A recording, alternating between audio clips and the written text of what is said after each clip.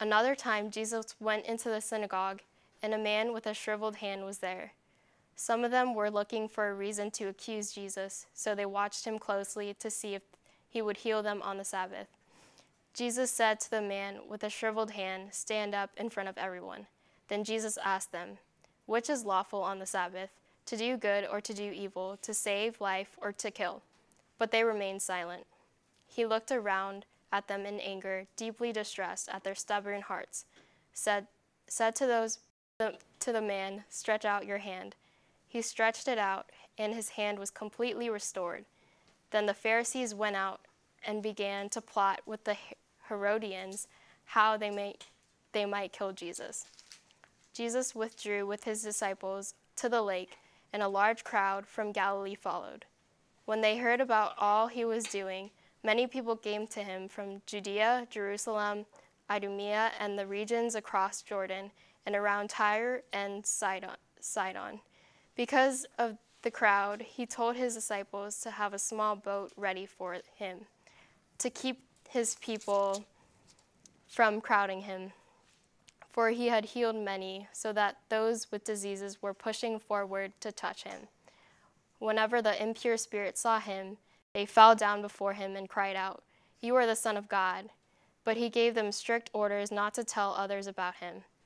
Jesus went up on a mountainside, and he called to him those he wanted, and he came to him. He appointed 12 that they might be with him, and that he might send them out to preach and to have authority to drive out demons. These are the 12 he appointed: Simon, to whom he gave the name Peter; James the son of Zebedee, and his brother John. To them he gave the name Boanerges, which means sons of thunder; and Andrew, Philip, Bartholomew, Matthew, Thomas, James, son of Alphaeus, Thaddeus, Simon the Zealot, and Judas Iscariot, who betrayed him. Then Jesus entered a house, and again a crowd gathered, so that he and his disciples were not even able to eat. When his family heard about this, they went to take charge of him, for they said, "He is out of his mind." And the teachers of the law who came down from Jerusalem said, "He is possessed by Beelzebul.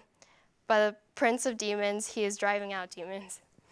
So Jesus called them over to him and began to speak them in parables.